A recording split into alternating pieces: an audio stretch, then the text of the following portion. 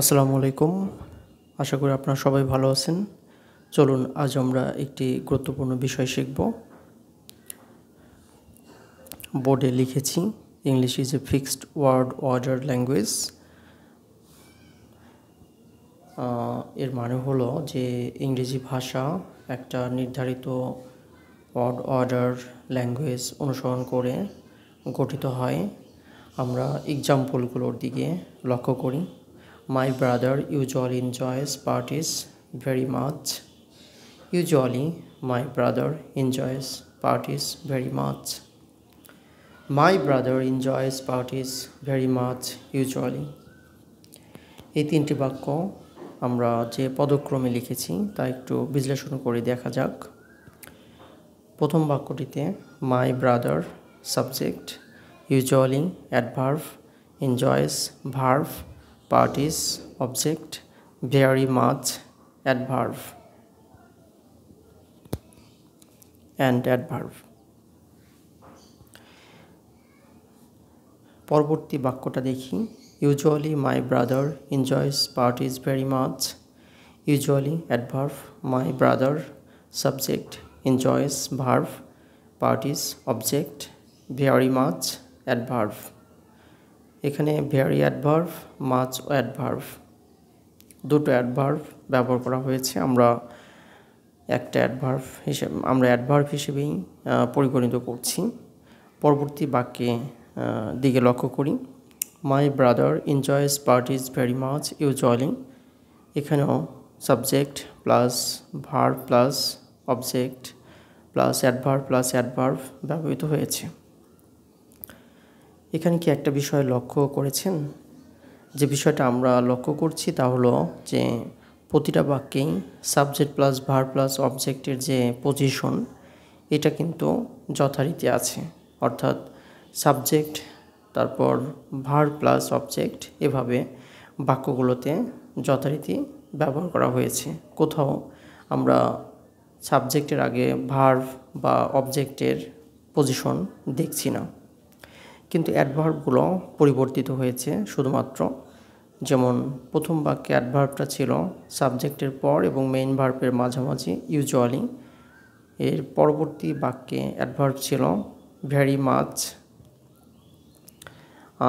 পরবর্তী বাক্যে অ্যাডভার্ব বাক্যের শুরুতে এসেছে ইউজুয়ালি এবং তারপর ভার্বের পরে মানে বাক্যের শেষে অ্যাডভার্ব এসেছে ভেরি মাচ। 3 নম্বর বাক্যে আমরা যে অ্যাডভার্বের পজিশন দেখছি সেটা হচ্ছে subject plus verb plus object, তারপর হচ্ছে অ্যাডভার্ব। যথারীতি দুটো অ্যাডভার্ব এসেছে ভেরি মাচ ইউজুয়ালি। তো এভাবে বাক্যটা গঠিত হয়েছে। তার মানে এখানে আমরা লক্ষ্য করছি যে একটা ফিক্সড ল্যাঙ্গুয়েজ প্যাটার্ন ব্যবহার করে বাক্যটি গঠিত হয়েছে, subject plus verb plus object. ঠিক একইভাবে আমরা যদি নিচের 3টি বাক্যের দিকে লক্ষ্য করি তাহলে আমরা আরও ভালোভাবে বুঝতে পারবো যে কিভাবে ইংরেজি ভাষা ফিক্সড ওয়ার্ড অর্ডার ল্যাঙ্গুয়েজ মানে। একটু লক্ষ্য করি।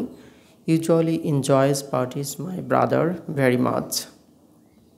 এখানে দেখুন যে adverb plus verb plus object plus subject ব্যবহার হয়েছে। এটা কোনো শৃঙ্খলা অনুসরণ করে গঠিত হয়নি বিধায় এই বাক্যটি ইংরেজি ভাষার স্ট্রাকচারাল কোনো সেন্টেন্স নয়। দ্বিতীয় নাম্বার সেন্টেন্সটি দেখি। Verb plus adverb plus subject plus object plus adverb. এখানেও আমরা দেখছি সাবজেক্টের আগে ভার্ব এসেছে, অর্থাৎ ভার্ব দিয়ে বাক্যটি শুরু হয়েছে, তারপরে অ্যাডভার্ব, তারপরে সাবজেক্ট। তো আমরা ইতিপূর্বে দেখেছি যে ইংরেজি ভাষা একটা ফিক্সড ওয়ার্ড অর্ডার ল্যাঙ্গুয়েজ। এখানে subject plus verb plus object এই প্যাটার্নটি সবসময়ই অনুসৃত হবে। এছাড়া অন্য অন্য যে এলিমেন্টসগুলো আছে বাক্যের সেগুলো যথারীতি পরিবর্তিত হতে পারে, কিন্তু এদের অ্যাডভার্বের নিজস্ব কোনো পজিশন নেই। এটি সাবজেক্টের শুরুতে, ভার্ব সাবজেক্টের মাঝামাঝি বা বাক্যের শেষে, শুরুতে যে কোনো জায়গায় এটি পরিবর্তিত হতে পারে। এটা কোনো ফিক্সড পজিশন নেই। কিন্তু যদি আমরা সাবজেক্টের কথা বলি অথবা ভার্বের কথা বলি বা অবজেক্ট বা অ্যাডভার্বিয়ালস বা কমপ্লিমেন্ট এগুলোর কথা যখন আমরা বলবো, তো সেখানে অবশ্যই তাদের একটা শৃঙ্খলা মেনটেন করতে হবে। অর্থাৎ সর্বনিম্ন শৃঙ্খলা হচ্ছে subject plus verb plus object or compliment or adverbials. তো এই নিচের 3টি বাক্যে এই শৃঙ্খলা অনুসরণ করা হয়নি। অর্থাৎ নিচের বাক্যগুলো ইংরেজি ভাষার ফিক্সড অর্ডার মেনটেন করে গঠিত হয়নি। তো আমি বলতে চাচ্ছি যে আপনি যদি ইংরেজি ভাষায় কথা বলতে চান অথবা আপনি শুদ্ধভাবে বা ফর্মাল রাইটিং আপনি শিখতে চান, তাহলে অবশ্যই আপনাকে এই ফিক্সড অর্ডার আপনাকে অনুসরণ করে বাক্য গঠন করতে হবে। আর যারা ইংরেজি ভাষাভাষী মানুষ, তারা খুব ছোটোবেলা থেকেই বাবা মার কাছ থেকে অথবা পরিবেশ থেকে তারা এই অর্ডারে বাক্য গঠন করতে সক্ষম হয় খুবই স্পন্টিনিয়াসলি। আর আমরা যারা বাংলাদেশের মানুষ, তারাও আমরা বাংলা ভাষায় খুব ছোটোবেলা থেকে মায়ের মুখ থেকে অথবা আমাদের পরিবেশ থেকে এই বাক্য গঠনের কলাকৌশলগুলো আয়ত্ত করে থাকি। এটা অনেকটা একটা ন্যাচারাল প্রসেস, যে প্রসেসে বাক্য গঠন করা আমাদের জন্য অনেক বেশি সহজ হয় ছোটোবেলা থেকে। আর আমরা এটা জানতেও চাই না যে এটা আসলে কিভাবে আমরা গঠন করছি। সাবজেক্ট আগে দিতে হবে, ভার্ব তারপর অবজেক্ট, এই বিষয়গুলো আমরা বিশ্লেষণ করার প্রয়োজন হয় না। কিন্তু যেহেতু ইংরেজি ভাষা একটি বিদেশি ভাষা, এই ভাষায় বাক্য গঠন করতে হলে আপনাদের অবশ্যই, যেহেতু ছোটোবেলা থেকে সেই ভাষা শেখার সুযোগ হয়নি, তো এখন যদি আপনারা এই ভাষা শিখতে চান, তাহলে তাদের নির্ধারিত ফিক্সড যে অর্ডার আছে, সেই অর্ডারগুলোর সাথে আপনাদের পরিচিত হতে হবে এবং চেষ্টা করতে হবে সেই অর্ডার অনুসরণ করে ছোট বাচ্চাদের মতো বাক্য গঠন করার চেষ্টা করা। এটাই একমাত্র পদ্ধতি ইংরেজি ভাষা শেখার। আর যদি আপনি অন্য কোনো পদ্ধতিতে শিখতে চান, তাহলে নিশ্চয়ই সেটা হবে একটা অসচেতন পদ্ধতি। আর সেভাবে শিখে আপনি কখনোই ফর্মাল রাইটিং বা স্পিকিংয়ে নিজেকে একজন সচেতন লার্নার হিসেবে দাবি করতে পারবেন না। তো এখন প্রশ্ন হচ্ছে যে এরকম অর্ডার কতগুলো আছে? সাধারণত গ্রামারিয়ানরা এই অর্ডারগুলো অ্যানালাইসিস করে তারা 7 অর্ডার নিয়ে এসেছেন আমাদের মাঝে, যে মোট সিম্পল ডিক্লারেটিভ সেন্টেন্সের 7টি বেসিক স্ট্রাকচার ওনারা দেখিয়েছেন, যেগুলো মোটামুটি ইংরেজি ভাষার 99% সেন্টেন্সই সেই অর্ডারের মধ্যেই নিহিত থাকে। তো আর আমরা যদি সেই অর্ডারগুলো জানতে পারি, তাহলে আমাদের ঠিক ইংরেজি দেশের মানুষের মতোই বাক্য গঠন করা এবং সেভাবে কথা বলার যে একটা প্র্যাকটিস, সেটা আমরা করতে পারবো। এখন প্রশ্ন হচ্ছে যে শুধু অর্ডারগুলো জানলে হবে না, অর্ডারের যে এলিমেন্টসগুলো আছে, অর্থাৎ subject plus verb plus object অথবা কমপ্লিমেন্ট অথবা অ্যাডভার্বিয়ালস, এগুলো সম্পর্কে আমাদের একটু বিস্তারিত জানতে হবে।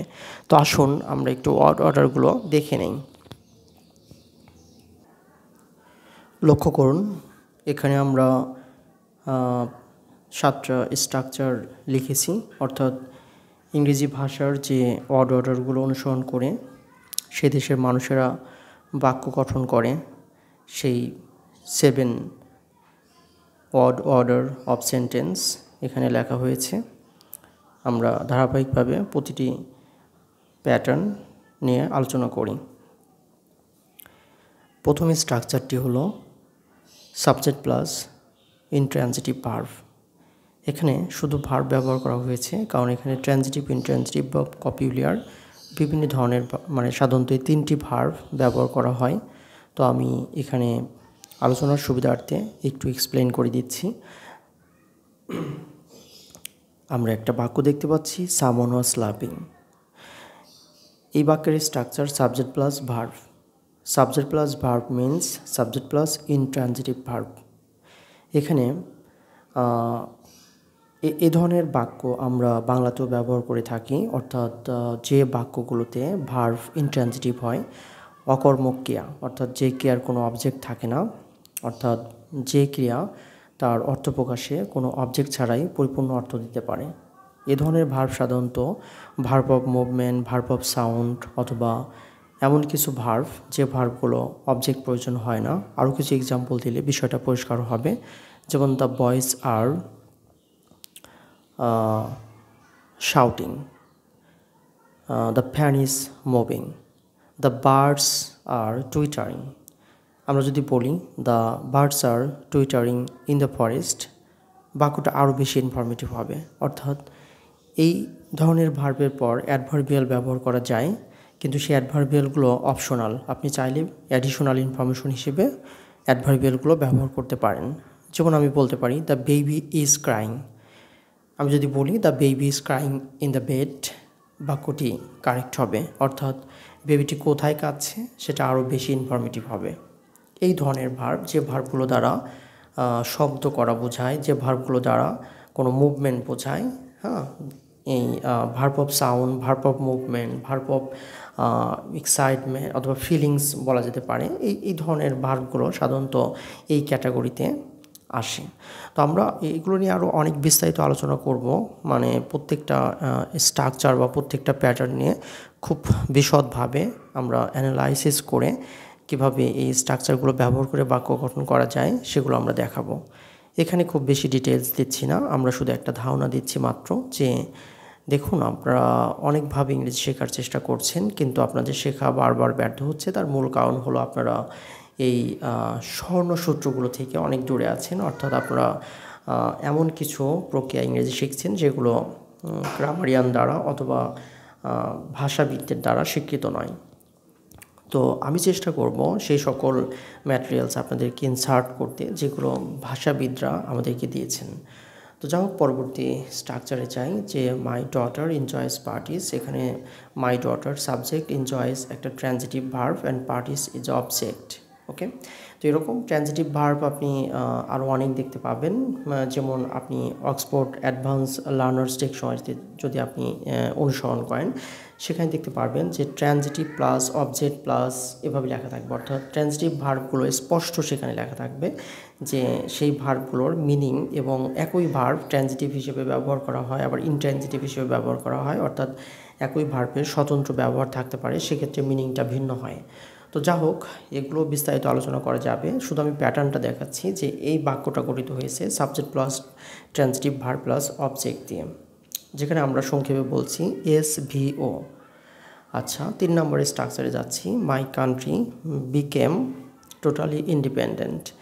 এখানে এটা গঠিত হয়েছে subject plus linking verb plus adjective complement. এখানে আমরা ব্যবহার করেছি SVC। সি মানে হচ্ছে কমপ্লিমেন্ট, এটাকে আমরা সাবজেক্ট কমপ্লিমেন্ট বলে থাকি। যাই হোক, আমি খুব বেশি বিস্তারিত যাচ্ছি না, কারণ আমাদের প্রত্যেকটা স্ট্রাকচার নিয়ে বিস্তারিত ক্লাস থাকবে, সেখানে আমরা খুবই ডিটেলস দেখাবো। প্রত্যেকটা স্ট্রাকচারের এলিমেন্টস নিয়ে বিস্তারিত আলোচনা করব। সাবজেক্ট কিভাবে আমরা শনাক্ত করতে পারি, সাবজেক্টকে কিভাবে আমরা চিনতে পারি, কিভাবে সাবজেক্ট গঠন করতে পারি, বা কতভাবে সাবজেক্ট গঠিত হয়, হ্যাঁ, এগুলো আমরা কিভাবে সাবজেক্টকে আইডেন্টিফাই করতে পারবো, কিভাবে নিজেরা সাবজেক্টকে সম্প্রসারণ করতে পারবো, সেগুলো সব কিছু আমরা দেখাবো। এরপরে ভার্ব অংশে যাচ্ছি, যে এখানে বললাম যে লিঙ্কিং ভার্ব বা কপিউলিয়ার ভার্ব। তো এখানে বিক্যাম হচ্ছে একটা লিঙ্কিং ভার্ব। আপনারা লক্ষ্য করুন মাই ডটার এনজয়েস পার্টিস, এখানে পার্টিসটা হচ্ছে অবজেক্ট, এটা একটা নাউন ফ্রেজ, এর ফর্মটা হচ্ছে নাউন ফ্রেজ, ফাংশন হচ্ছে অবজেক্ট। আর টোটালি ইন্ডিপেন্ডেন্ট এটা হচ্ছে একটা অ্যাডজেক্টিভ, টোটালি এটা হচ্ছে অ্যাডভার্ব। তো এটা একটা অ্যাডজেক্টিভ ফ্রেজ গঠন করেছে। আমরা এর পরবর্তী ক্লাসেই ফ্রেজ নিয়ে কথা বলবো, যাতে আপনারা ফ্রেজ আসলে বাক্যের যে এলিমেন্টসগুলো, বাক্যে তো আসলে বিচ্ছিন্নভাবে পার্টস অফ স্পিচ দিয়ে বাক্য গঠন করা হয় না। আমরা যখন বাক্যে কোনো পার্টস অফ স্পিচ ব্যবহার করি তখন সেটা ফ্রেজে কনভার্ট হয়, আর সেই ফ্রেজগুলো হচ্ছে এক একটা ফর্ম, আর সেগুলোর ফাংশন হচ্ছে এই যে অবজেক্ট, কমপ্লিমেন্ট, অ্যাডভার্বিয়াল, এগুলো হচ্ছে ফাংশন। অর্থাৎ প্রত্যেকটা ফ্রেজই একটা করে ফাংশন প্লে করে। অর্থাৎ সেই নাউন ফ্রেজ হোক বা ভার্ব ফ্রেজ হোক বা অ্যাডভার্বিয়াল ফ্রেজ হোক বা হচ্ছে অ্যাডজেক্টিভ ফ্রেজ হোক, সে অবশ্যই একটা রোল প্লে করবে। সেই রোলটা হতে পারে অবজেক্ট, হতে পারে কমপ্লিমেন্ট, হতে পারে অ্যাডভার্বিয়াল, সেগুলো আমরা দেখব। আচ্ছা, 4 নম্বরের স্ট্রাকচারে আছে I have been in the garden. যে আই হ্যাভ বিন, এই হ্যাভ বিনটা হচ্ছে এটা একটা কপিউলার ভার্ব, আর ইন দ্য গার্ডেন হচ্ছে অ্যাডভার্বিয়াল, মানে কোথায়, এই যে মানে হচ্ছে মানে ইন দ্য গার্ডেন, যে আমি গার্ডেনে গিয়েছি এরকম। তো subject plus verb plus adverbial, এটা একটা স্ট্রাকচার। অর্থাৎ সামথিং ইজ সামহোয়ার, আমরা যখন কোথাও কোনো কিছু আছে বোঝাবে যে কোথাও কোনো কিছু অবস্থান করছে, তখন আমরা এই স্ট্রাকচারটা ব্যবহার করি। আর 3 নম্বরের স্ট্রাকচারের ক্ষেত্রে যে সামথিং ইজ সামহাউ, মানে কেউ কোনো অবস্থায় আছে, যেমন এখানে বলা হচ্ছে মাই কান্ট্রি বিকেম টোটালি ইন্ডিপেন্ডেন্ট, এরকম হতে পারে যে I am very happy, my father is excited about my result, এরকম। এখানে অবশ্য কমপ্লিমেন্ট 2 ধরনের হতে পারে, অ্যাডজেক্টিভ কমপ্লিমেন্ট হতে পারে, আবার নাউন কমপ্লিমেন্টও হতে পারে। যেমন my father is a businessman, my sister is a nurse, এভাবে হতে পারে। অর্থাৎ subject plus linking verb plus noun complement হতে পারে, আবার অ্যাডজেক্টিভ কমপ্লিমেন্টও হতে পারে। এই স্ট্রাকচারটির দুটো সেগমেন্ট রয়েছে, কমপ্লিমেন্ট অ্যাডজেক্টিভও হতে পারে, নাউনও হতে পারে। যদি নাউন ফ্রেজ হয় তাহলে সেটা নাউন কমপ্লিমেন্ট, আর যদি অ্যাডজেক্টিভ ফ্রেজ হয় তাহলে সেটা অ্যাডজেক্টিভ কমপ্লিমেন্ট। তো আমরা বিস্তারিত পরবর্তী লেকচারগুলোতে দেখব। আমরা শুধু এখানে দেখানোর চেষ্টা করেছি কীভাবে এই ভাষার যে ওয়ার্ড অর্ডারটা কীভাবে আসলে গঠিত হয়। আপনি চাইলে যত্র বাক্য গঠন করতে পারবেন না, আপনাকে এই প্যাটার্ন অনুসরণ করে বাক্য গঠন করতে হবে, আদারওয়াইজ আপনার বাক্যে অসংখ্য ভুল রয়ে যাবে যেগুলো আপনি নিজেও বুঝতে পারবেন না। 6 নম্বর স্ট্রাকচারে যখন most people consider this books rather expensive, এখানে subject plus transitive verb plus object plus adjective complement, এখানে অ্যাডজেক্টিভ কমপ্লিমেন্ট ব্যবহার করা হয়েছে, এটাও নাউন কমপ্লিমেন্ট হতে পারে। তো যা হোক, আবার 5 নম্বর স্ট্রাকচারে যখন gave the visitor a glass of water, the visitor হচ্ছে একটা অবজেক্ট, আবার এই গ্লাস অফ ওয়াটার একটা অবজেক্ট। এখানে প্রথমটা হচ্ছে ব্যক্তিবাচক অবজেক্ট, পরেরটা বস্তুবাচক, অর্থাৎ প্রথমটা ডিরেক্ট অবজেক্ট, পরেরটা ইনডিরেক্ট অবজেক্ট, প্রথমটা ইনডিরেক্ট, পরেরটা হচ্ছে ডিরেক্ট অবজেক্ট। এভাবে আমরা ডিরেক্ট অবজেক্ট বা ইনডিরেক্ট অবজেক্ট কি বিষয়গুলো আমরা পরে প্রত্যেকটা স্ট্রাকচার বিস্তারিত দেখাবো। You must put all the toys up stair, এখানে plus subject plus transitive verb plus object plus adverbial ব্যবহার করা হয়েছে, যেখানে আমরা বলছি SVOA। তো like this way all the structures are comprised of. তো যাই হোক, এখানে আমরা দেখলাম যে এই যে 7টা স্ট্রাকচার, এই 7টা বেসিক স্ট্রাকচার বা প্যাটার্ন, এটা অনুসরণ করেই ইংরেজি ভাষার সব বাক্য মূলত গঠিত। আপনি এমন কোনো বাক্য পাবেন না যেগুলো এই 7 স্ট্রাকচারের বাইরে আছে। তো আমরা পরবর্তী ক্লাসগুলোতে এই স্ট্রাকচার এলিমেন্টসগুলো নিয়ে আমরা আলোচনা করব। এলিমেন্টসগুলো আলোচনা শেষ হলে তারপর আমরা প্রত্যেকটা এলিমেন্টসের একটু বিস্তারিত দেখব যে কীভাবে আমরা এলিমেন্টসগুলো গঠন করতে পারি, সম্প্রসারণ করতে পারি। তারপর আমরা ধারাবাহিকভাবে আলোচনা করব স্ট্রাকচার দিয়ে কীভাবে বাক্য গঠন করা যায়। তো আশা করি আমাদের এই জার্নিতে আপনারা সঙ্গেই থাকবেন, যাতে আমাদের পুরো যে প্রজেক্টটা, এই প্রজেক্টটা আপনাদের ইংরেজি শেখাতে একটা বিশেষভাবে সহায়তা করবে, যা অনেক বেশি মানে আপনাদের পরিশুদ্ধ হতে, অর্থাৎ আপনারা 13-14 বছর যা শিখে এসেছেন এগুলোকে আরও বেশি পরিশুদ্ধ করবে এবং গুছিয়ে দিবে, এটা আমি আশা করি। তো ধন্যবাদ সবাইকে, পরবর্তী ক্লাসে আমন্ত্রিত।